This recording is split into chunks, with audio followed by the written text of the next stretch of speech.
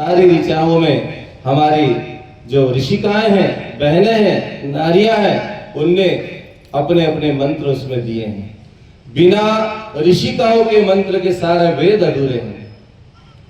सारे मंत्र उसमें जो लिखे गए हैं, सारे मंडल उसमें बने हुए हैं, उसमें हमारी बहनों की बड़ी भूमिका है।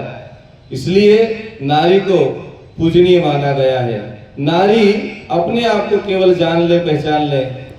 हमारे देश की महान नारियों का इतिहास यदि हम पढ़ें तो हमारे परम पूज्य गुरुदेव कहते हैं कि हमारे देश में ऐसी नारियां आई जिनने यमराज से अपने पति के प्राण वापस लौटा कर लिए।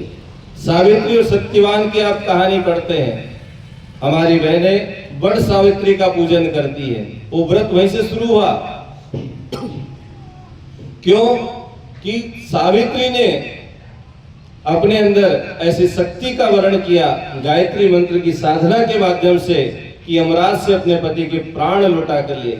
लोग कहते साहब मरने के बाद कोई जिंदा नहीं होता है, लेकिन हमारे इस देश की ऐसी महान नारी हुई जिसने यमराज से अपने पति के प्राण छुड़ा कर लिए।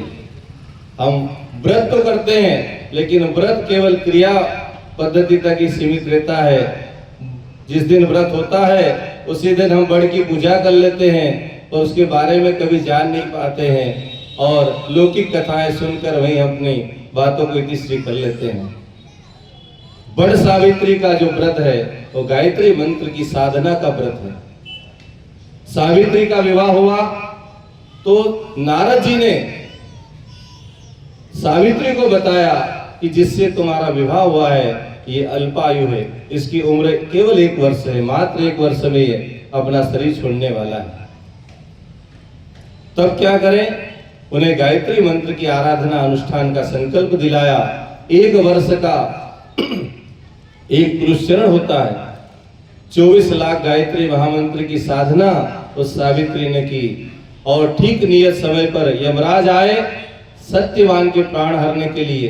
प्राणों को ले जाने लगे, सावित्री पीछे पीछे चलने लगी। यम द्वार तक वो पहुंच गई। यमराज ने कहा बेटी अब यहाँ से लौट जाओ, क्योंकि यहाँ तक इसके बाद कोई भी जीवित व्यक्ति इस द्वार के अंदर नहीं जा सकता। तब उस नारी ने कहा कि मैं लौट जाऊंगी, लेकिन मेरे पति को छोड़ दो। तब यमराज ने कहा कि ये तो संभव नहीं, नियति का विधान है, तुम चाहो इसके बदले कोई वरदान मांग लो। तो उस सावित्री ने क्या वरदान मांगा था? उस सावित्री ने गायत्री मंत्र की आराधना करके जो वरदान प्राप्त किया था उसमें सारी बातें मांग ली। उसने कहा कि मेरे अंधे सास ससुर अपने पोते पोतियों को चांदी की चम्मच से भोजन करते हुए देखे। यमराज ने तथास्तु कह दिया और वो जाने लगे। सावित्री ने रोक दिया, महाराज आपने जो वरदान दिया उसकी पूर्ति कैसे होगी? मेरी शादी हुई लेकिन मेरे भी कोई बच्चे नहीं हुए और मेरे पति के बिना बच्चे कैसे होंगे?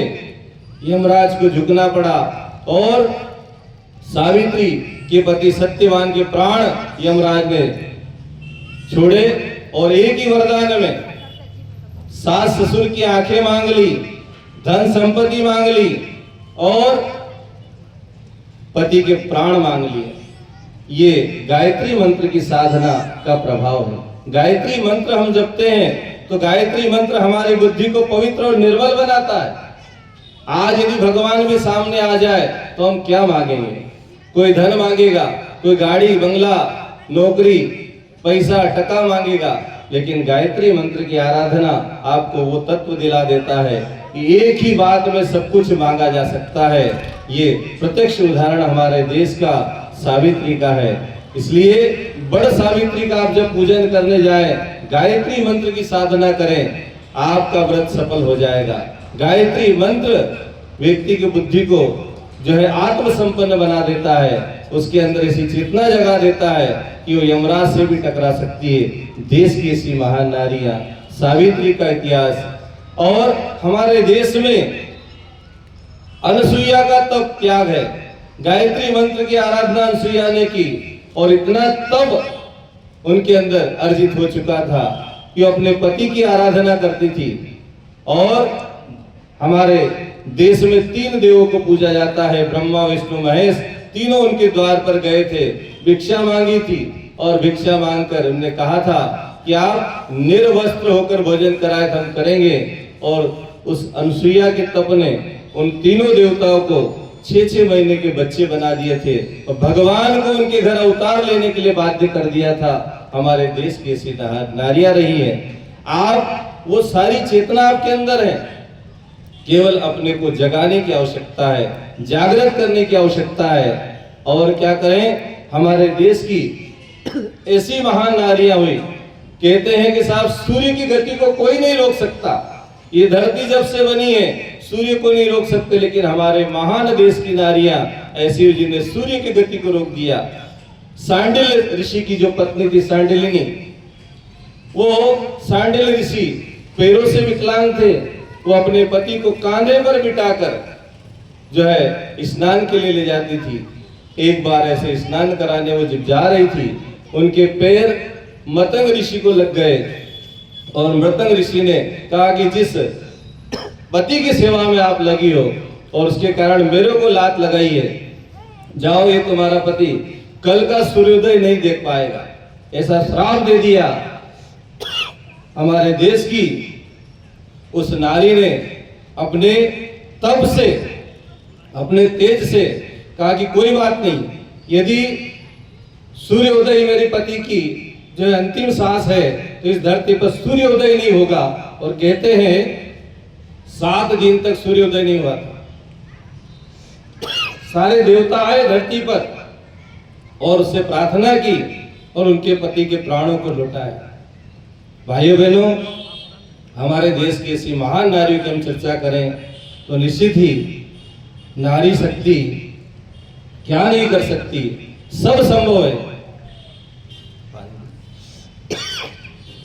निश्चित ही नारियों के बारे में जो हमारा इतिहास है वो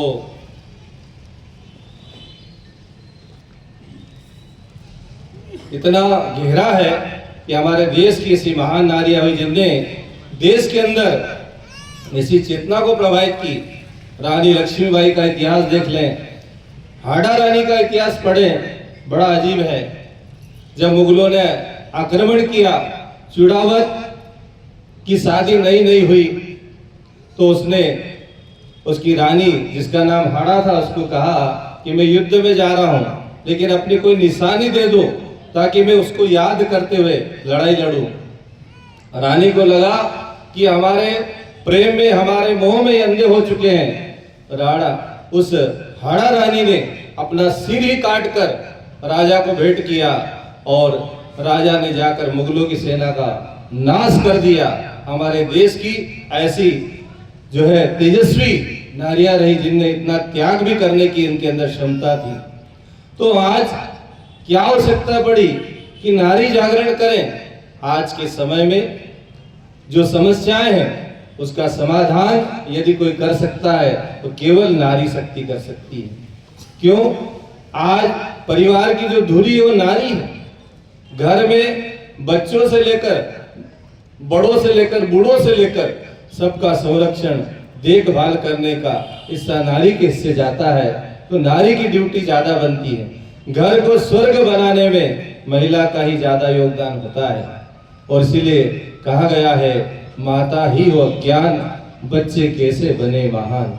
यदि हम बच्चों को श्रेष्ठ बनाना चाहते हैं तो फिर माता को भी शिक्षित और ज्ञानी होना चाहिए, ज्ञानवान होना चाहिए। आज के संस्कार में परम पूज्य गुरुदेव जो चाहते हैं कि नारी अपने अंदर ऐसे गुणों को धारण करे ताकि आने वाले समय में जो युग परिवर्तन की बेला है इसमें श्रेष्ठ आत्माओं का अवतरण धरती पर होने जा रहा है, तो उस अवतरण में नारी की भूमिका सबसे ज्यादा हो सकती है। उन दिव्य आत्माओं को अपने गर्भ में स्थापित करके उनके श्रेष्ठ संस्कार दिए जा सके। इसलिए पुंसवन संस्कार की हम बात करते हैं।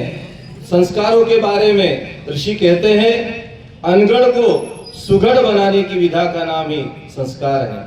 अनुपयोगी को उपयोगी बनाना ही संस्कार है। एक बाकी टेढ़ी लकड़ी हो उसका कोई महत्व नहीं, लेकिन उसी लकड़ी को यदि किसी सुतार के हाथ लगा दिया जाए, वो सुतार उसको उपयोगी बना देता है, काम की बना देता है। हमारे घर में कोई भी जब हम बहनें दूध लाती हैं, दूध कितने दिन रह सकता है? ज्यादा ज्यादा 24 घंटे। लेकिन उसको संस्कारित कर दें, अग्नि पर तपा दें, तो दूध लंबे समय रहता है। दूध को यदि और हम कीमती बनाना चाहे तो दही बना देते हैं, दही और ज्यादा समय रह सकता है। लेकिन दही को भी यदि हम ज्यादा समय रखना चाहे तो नहीं रहेगा, फिर उसको क्या करते हैं? उसकी छाछ करते हैं, और छाछ में से जो मक्खन निकलता है वो भी कई दिनों रह सकता है। लेकिन उसी मक्खन को यदि घी बना दिया जाए तो कई समय तक रह सकता है।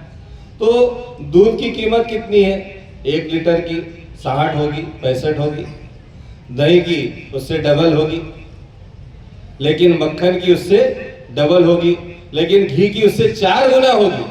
मतलब संस्कार होने पर उसकी वैल्यू भी बढ़ेगी, वैलिडिटी भी बढ़ेगी, और उसकी वैल्यू भी बढ़ेगी, कीमत भी बढ़ेगी। इसलिए संस्कार कराने से, संस्कारों से परिशोधन होता है। तो दिव्य आत्माओं को धरती पर अवतरण कराने का नाम ही संस्कार है। परम पूज्य गुरुदेव ने कहा कि श्रेष्ठ आत्माएं धरती पर आने के लिए तैयार है, आतुर है, लेकिन उन्हें वैसा वातावरण नहीं मिल पा रहा है, इसलिए वो अवतरित नहीं हो पा रही। और आज हम कहते हैं साहब आने वाली पीढ़ी का क्या होगा? क्यों? आज हम जिस आईटी युग में जी रहे हैं, सोशल मीडिया के जमाने में जी रहे हैं, जहाँ पर बच्चे कभी माता पिता की सुनते ही नहीं। क्यों नहीं सुनते? क्योंकि माँ ने बच्चों को कुछ सुनाया नहीं जब वो गर्भ में थे। उस समय हमारा ध्यान और कहीं था, और जब सुनाने की बात आई तो सुनने लायक वो रहे नहीं, है ना। जो कुछ सुनाना है इस परेड में सुनाना है। अभी आपने अंदर टीवी के माध्यम से आपको सारी बातें वीडियो के माध्यम से बताई है। आपने उसको देखा भी होगा कि बच्चा पहले महीने में क्या करता है, दूसरे महीने में क्या करता है, तीसरे महीने में क्या करता है, और कैसे उसका डेवलपमेंट होता है, विकास होता है। तो हम जो है आने वाली संतान को कैसे शुभ और श्रेष्ठ बना पाए, इसलिए पुंसन संस्कार, पुंस का मतलब है श्रेष्ठ संतान, और वन का मतलब उत्पन्न करना। श्रेष्ठ संस्कारों का जो है हम यहाँ पर धरती पर अवतरण करा पाए, इसलिए संस्कार की आवश्यकता होती है। और मनुस्मृति में कहा गया है, बीजम श्रेष्ठ गतम यथा, जैसा बीज और भूमि हो वैसी उत्पत्ति हो। श्रेष्ठ बीज अच्छा आ गया, लेकिन अच्छा बीज यदि बंजर भूमि में डाल दे तो भी काम का नहीं। भूमि भी उपजाऊ होना चाहिए, उस योग्य होना चाहिए। तो हमारी संस्कृति में बहुत बड़ा उदाहरण है। क्या उदाहरण है? रामायण और महाभारत। और दोनों को आपने देखा भी होगा, आजकल सीरियल बन गया है, रामायण और महाभारत। रामायण का उदाहरण है, सीता ने 2 सुत देकर राम समान बनाया, गांधारी ने 100 सुत देकर महाभारत करवाया। सीता ने 2 सुत दिए थे, लव और कुश, उनको राम समान बनाया था। उत्तरकांड रामायण का आप देखेंगे तो उसमें क्या होता है, जब अश्वमेध का घोड़ा छोड़ा जाता है, लव कुश उसको पकड़ लेते हैं, तो फिर लक्ष्मण जी भी जाते हैं, शत्रुघ्न जी जाते हैं, भरत जी जाते हैं, हनुमान जी जाते हैं, सारी सेना राम की हार जाती है। वही सेना, वही लोग जो रावण से लड़ पड़े, रावण को हरा के आ गए, लेकिन यहाँ लव कुश ने सबको हरा दिया। हनुमान जी भी बन गए, और स्वयं भगवान राम जब गए उनके सामने, तब पता लगा कि तो राम की ही सुत है। ऐसी शक्तियां उनके अंदर अर्जित करा दी थी माता सीता ने। और गांधारी ने क्या करा? 100 सुत दे दिए, 100 बच्चे पैदा किए, लेकिन उनके अंदर ऐसी बुद्धि नहीं दी, ऐसा ज्ञान नहीं दिया, तो महाभारत खड़ा हो गया और इतिहास का सबसे विनाशक, विध्वंसक युद्ध हुआ। लाखों करोड़ों लोग उसमें मारे गए। तो माता का दायित्व ज्यादा है, संतान को श्रेष्ठ बनाना उसके ऊपर ही निर्भर करता है। तो यहाँ पर विभिन्न कहानियों के माध्यम से सबसे पहले कहानी अभिमन्यु की आती है। अभिमन्यु ने माता के गर्भ में ही, मां के गर्भ में ही चक्रु भेदन की बात सीख ली थी। अर्जुन अपनी पत्नी सुभद्रा को कहानी सुना रहे थे युद्ध के संबंध में। जब विशाल युद्ध होता है उसमें चक्रव्यूह की रचना की जाती है, उस चक्रव्यूह को कैसे भेदा जाता है और कैसे बाहर आया जाता है। तो चक्रव्यूह भेदन तक तो कथा सुनी सुभद्रा, लेकिन बाद में नींद आ गई और नींद आने से बाहर आने की जो कथा थी वो सुन नहीं पाई। और अभिमन्यु ने जो बात गर्भ में सुनी थी उसको उसने पूरा किया, लेकिन बाहर आने की बात सुन नहीं पाया और मारा गया। चक्रव्यूह भेदन गर्भ में सीख लिया। ये हमारे देश का इतिहास है। ऐसी ही जो कहानी आती है कि एक ऋषि ग्रंथ लिख रहे थे और ग्रंथ लिखते लिखते उसमें कुछ मंत्रों में कमियां रह गई, त्रुटियां रह गई। तो मां के गर्भ से एक बच्चा बोल पाया कि पिताजी आप गलत कर रहे हो, ये मंत्रों में गलतियां हैं आपकी। जो श्लोक लिखा था उसमें 8 स्थानों पर गलतियां थी। पिता को बड़ा खुशी हुई कि बेटा गर्व से ही बोल रहा है, लेकिन क्रोध भी आया कि अभी से गलतियां निकाल रहा। उन्हें श्राप दे दिया कि जा तू अष्टवक्र हो जा। और वो जो बच्चा पैदा हुआ शरीर से 8 जगहों से टेढ़ा मेढ़ा अष्ट वक्र पैदा हुआ। अष्टाऋषि वर्ग उनको कहा गया। कहने का तात्पर्य इतना है कि माँ जो सुनती है, माँ जो देखती है, माँ जो बोलती है, माँ जो विचार करती है, वो सारी चीजें उस गर्भ में बच्चों के अंदर आ जाती है। आप सभी यहाँ बैठे हैं, जो बातें संस्कारों के बारे में आपको बताई जा रही है उस पर विशेष ध्यान देंगे। 3 बातें आपके लिए बड़ी महत्वपूर्ण है, जो गर्भवती बहनें वो ध्यान से सुने। 3 बातें। सबसे पहले आपको अपने आहार पर ध्यान देना है। आहार शुद्धि सत्व शुद्धि कहा गया है। आपका भोजन कैसा होना चाहिए?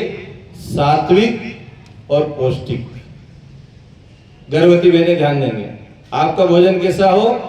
सात्विक और पौष्टिक। लेकिन आज हर परिवार में जब भी भोजन बनाया जाता है एक ही बात पूछी जाती है, क्यों भोजन स्वादिष्ट बना कि नहीं? कोई भी ये बात नहीं कहता क्यों सात्विक है कि पौष्टिक है, कोई नहीं कहता। क्या होना चाहिए?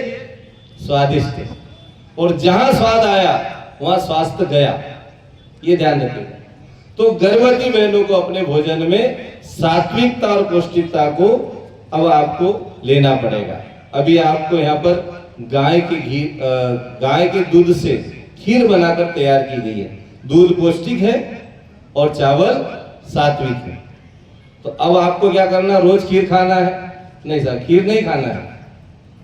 लेकिन आपके भोजन में ये ध्यान रखना कि आपका भोजन सात्विक हो, पौष्टिक हो, ज्यादा तला गला न हो, बासी न हो, मिर्च मसालेदार न हो और अभक्ष भोजन न हो। आप जो आहार करें वो खाने योग्य हो, है ना? अच्छा भोजन करें, सात्विक भोजन करें, भगवान को भोग लगाकर ही भोजन करें। गर्भवती बहनें ज्यादा भूखी न रहें, नहीं तो बहुत सारे व्रत करते रहते हैं और भूखे रहते हैं। फिर गर्भ में जो जीवात्मा पल रही वो भी भूखी।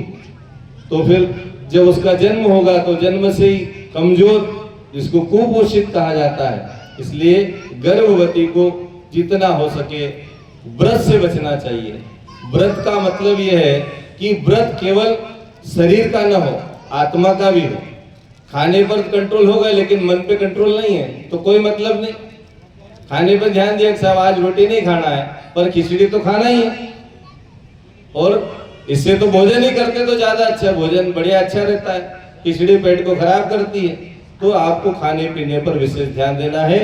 बिना भोग लगाए भोजन नहीं करना है। भगवान का प्रसाद बनाकर ही भोजन करना। आपके यहाँ भोजन जो भी बने भगवान को आप समर्पित करें और उसको प्रसाद मानकर ग्रहण करें। आपके यहाँ शुभ संस्थान आएगी। दूसरा है, आहार के बाद आता है विचार। आपके विचार ठीक हो, आपने भोजन अच्छा कर लिया लेकिन आपके विचार खराब है, आप सोचते गलत है। अच्छी चीजों को आप पढ़िए। गुरुदेव कहते हैं कि स्वाध्याय रोज करें, किताबें रोज पढ़ें। कुछ बहनें हो सकती पढ़ी लिखी न हो, क्या करें, तो अच्छी किताबें पढ़े नहीं तो सुने। आजकल मोबाइल हर घर में हो गया है, आप फिल्मी गाने सुने इसकी बजाय ऑडियो बुक खोल लीजिए, कोई सी भी किताब आप सुन सकते हैं ऑडियो के माध्यम से। अच्छी किताबों को सुन सकते हैं, जो पढ़ सकते पढ़े, सत साहित्य को पढ़े, प्रज्ञा पुराण को जरूर पढ़े, भाग 3 जो परिवार खंड है उसको जरूर पढ़े, उसको जरूर पढ़े। परिवारों में कैसा वातावरण होना चाहिए, परिवारों में कितने किसके क्या दायित्व है, वो सारी बातें प्रज्ञा पुराण में परम पूज्य गुरुदेव ने लिखी है। भाग 3 परिवार खंड है, उसको जरूर पढ़े। तो आपको सत साहित्य पढ़ना, विचारों को ठीक करना है, अच्छे विचार आए, और अच्छे विचारों के लिए नियमित गायत्री मंत्र की आराधना भी करें, सच्चिंतन आएगा। तो 2 बातें, आहार के बाद आता है विचार, और विचार के बाद आता है व्यवहार, वातावरण। आप जहां रहते हैं वहां का वातावरण अच्छा हो, आपस में एक दूसरे के प्रति सभी प्रेम रखें, घर में लड़ाई झगड़े का माहौल न हो। अब जहाँ लड़ाई होगी भगवान कैसे आएंगे, लड़ाई होगी देवता कैसे आएंगे। आपको घर में देवता लाना है तो सबसे पहले परिवारों में प्यार और सहकार को महत्व देना होगा। परम पूज्य गुरुदेव ने कहा है, प्यार और सहकार से भरा पूरा परिवार इस धरती का स्वर्ग होता है। यदि हम अपने घर को स्वर्ग बनाना चाहते हैं तो 2 ही सूत्र अपना लें, प्यार और सहकार। प्यार कौन सा? देने वाला। आजकल प्यार जो होता है वो लेने वाला होता है। हमारी बहनें व्रत करती है तो पहले गिफ्ट मांगती है, गिफ्ट चाहिए, तो प्यार नहीं, वो व्यापार है। प्यार देने वाला होता है। हम सभी देने वाले बने, देने का नाम ही प्यार है ना। देने का नाम असली प्यार, लेने का नाम व्यापार। आप देने वाले बने, प्यार, फिर मिलजुल कर सहयोग करें, एक दूसरे की मदद करें। नहीं तो आदमी सोचेगा नहीं साहब ये तो इनका काम है, नहीं, आप भी इनको हेल्प करें, मदद करें, सहकार भरा जीवन आपका हो, तब जाकर घर स्वर्ग बनेगा। आपको घर परिवार को स्वर्ग बनाना है, 2 ही सूत्र अपनाने होंगे, प्यार और सहकार से भरा पूरा परिवार धरती का स्वर्ग होता है। तो हमारी बहनें वातावरण को ठीक करें घर का, घर में आपसी सामंजस्य बटाएं, छोटी मोटी बातें हो तो उसको मन पर नहीं लगाएं, गुस्सा नहीं करें, जिद करके न बैठ जाएं, मुंह फुला के नहीं बैठ जाएं। नहीं तो आपको कुछ कहा और आपने गुस्सा कर लिया, मुंह फुला लिया, चिड़चिड़ापन आ गया, तो उसका प्रभाव आने वाली संतान पर दिखेगी। वो संतानें भी वैसी ही आएगी जो चिड़चिड़ी होगी, गुस्सा करने वाली होगी। तो आपको घर के वातावरण को ठीक करना है। 3 बातें बड़ी महत्वपूर्ण है, आहार, विहार और विचार, इनको हम ठीक करेंगे। ठीक है, 3 बातें, भोजन, भजन और शयन। आपका भोजन ठीक हो, रोज भजन हो, और समय पर सोए, समय पर जागे। आजकल मोबाइल ने सारी सिस्टम को बिगाड़ रखा है। आदमी 12 बजे सोता है, 9 बजे उठता है, सूर्य उदय देख ही नहीं पाते हैं। और हमारे धर्म शास्त्र कहते हैं कि जो सूर्य उदय के समय जाग जाता है उसका भाग्य भी जाग जाता है। आपको सूर्य उदय के समय उठना चाहिए, और उठने के लिए आपको जल्दी सोना पड़ेगा। जल्दी सोएंगे तो जल्दी उठेंगे, तो रोज जल्दी समय से सो जाएं, समय से ही उठें, ये हमें ध्यान रखना है। ठीक है, 3 बातें आपको ध्यान रखनी है। और उसके बाद में आता है, आपके पास एक औषधि आएगी, या आ गई होगी। उस औषधि के अंदर पहुंच गई 3 प्रकार की औषधियां उसमें है। पहली है बट वृक्ष की शिराएं, बड़ की जो जड़ें होती वो है। बड़ का जो झाड़ होता है बड़ा विशाल होता है।